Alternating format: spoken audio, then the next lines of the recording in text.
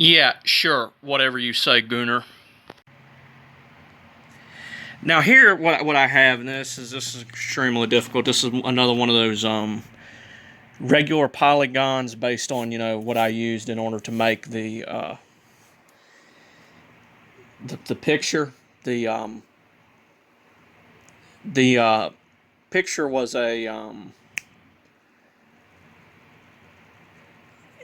it was a pentagonal sun made from three pentagons, and it was kind of difficult to make because it's kind of hard to angle three pentagons 300, well, not 360, but 120 degrees. The beginning of each one is supposed to start 120 degrees away from each other. And I have right here another interesting thing that I'm trying to construct. I don't know why the camera is blurry. Okay, there it is. It's called a pentadecagagon, and it's a 15-sided polygon. It's similar to the duodecagon that's made by Eric Larson, where he tries to explain the numerals, but this is a little bit different. This is a pentadecagon. Each one of its vertices are 24 degrees away from each other, and this kind of the number 24, it kind of it's kind of like the 24 gone with there's this seed of life diagram that he makes, and it has 24 sides on it, and basically this is kind of like the reverse of that, right? It has 15 degrees each, and goes around until it meets the 360th degree, and then here you have a division of 15, and it is every 24 degrees to make this object. And it's based off of the idea, the seed of life diagram is based on threes. So you have, the first 6 circles, which is, an expansion of the 3. And then you have, you double it a few times until you get 24.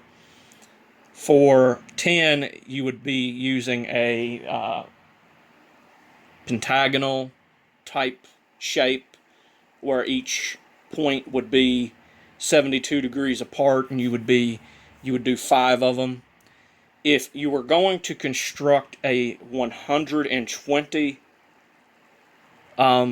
degree seed of life type diagram, you would be using not 3 as a base and not 5 as a base, but in fact 15 as a base, because essentially, it's easy to keep dividing things into 2. You divide things into 2 and 2 and 2.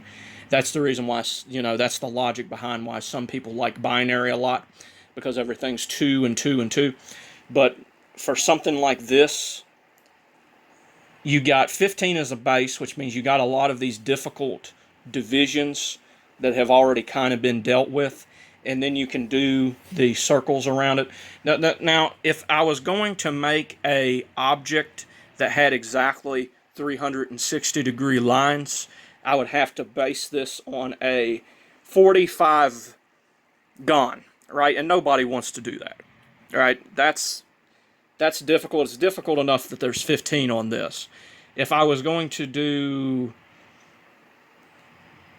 45, that would be extremely difficult and you'd need a bigger piece of paper. You'd need a piece of paper akin to that piece of paper up there in order to do it. But that's kind of what I'm working on now.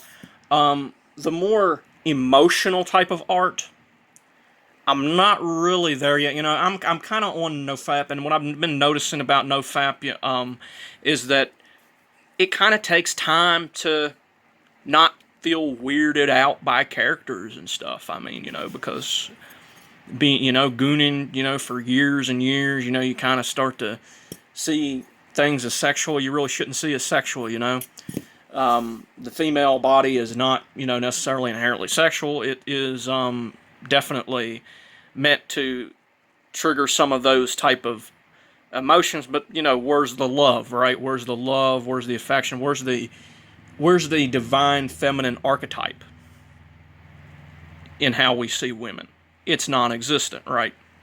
So it takes a while to actually develop that, but I do got sort of a scientific, sort of mathematical mind. So, you know, I'm making a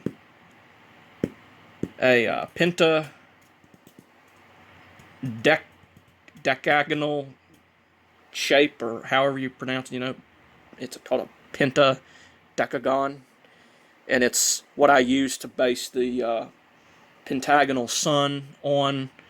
You know, which it kind of reminds me of, you know, it kind of reminds me a little bit of those, you know, house centipedes. I saw one downstairs. They have 15 sets of legs, and they look scary, right?